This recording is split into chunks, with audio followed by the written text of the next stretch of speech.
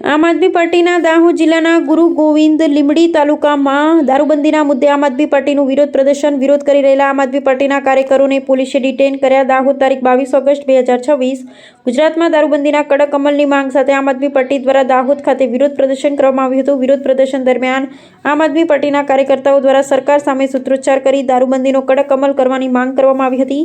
આ દરમિયાન પોલીસ દ્વારા આમ આદમી પાર્ટીના કાર્યકર્તાઓને ડિટેન કરવામાં આવ્યા હતા। કાર્યકર્તાઓ પોલીસ કાર્યવાહી છતાં દારૂબંધીના મુદ્દે પોતાનો વિરોધ વ્યક્ત કર્યો હતો।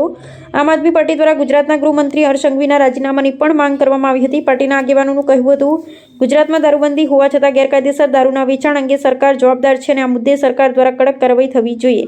આમ આદમી પાર્ટીએ સ્પષ્ટ કર્યું હતું કે જનહિતના મુદ્દા ઉપર તેમનો વિરોધ અને સરકારને સવાલ કરવાનો કાર્યક્રમ આગળ પણ ચાલુ રહેશે। રિપોર્ટર શ્રીકાંતભાઈ કેવહનિયા। સરકારમાં અત્યારે ઠેર ઠેર ગામડામાં હોય કે સિટીમાં હોય દરેક જગ્યાએ દારૂ વેચાઈ રહ્યો છે ને એમાં મોટા મોટા બુટલેગરો છે એ દારૂ વેચી રહ્યા છે ને એમનો જે હપ્તો છે પોલીસ વાળા ઉઘરાવી રહ્યા છે, સરકાર દ્વારા એમને લેવામાં આવ્યો છે।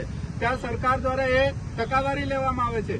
ગૃહમંત્રી હોય, મુખ્યમંત્રી હોય, આ ભાજપની સરકાર એમની પાસે ટકાવારી માંગે છે। તો એના કારણે અત્યારે જે ભાવનગરમાં જે લઠ્ઠાકાંડ થયું છે એમાં 10 માણસોના જીવ ગયા છે અને સાથે સાથે 40 માણસો દવાખાનામાં છે। આ ગંભીર હાલત એટલા માટે થઈ છે કે ચોરી છુપકેથી આ દારૂ પીવડાવવામાં આવી રહ્યો છે અને એ દારૂ નકલી છે। નકલી હોવાના કારણે આજે અમારા જે ગુજરાતમાં જનતા છે એમના ઘણા બધાના ઘરો બરબાદ થઈ ગયા છે। તો આ ભાજપ સરકારમાં બેઠેલા હર્ષ સંઘવીને અમે આ લીંબડીથી એલાન કરીએ છીએ કે તેઓ રાજીનામું આપે। રાજીનામું નહીં આપે તો અમે દરેક સિટીમાં અને દરેક સરકારી કચેરીઓમાં આંદોલન કરવાના છે।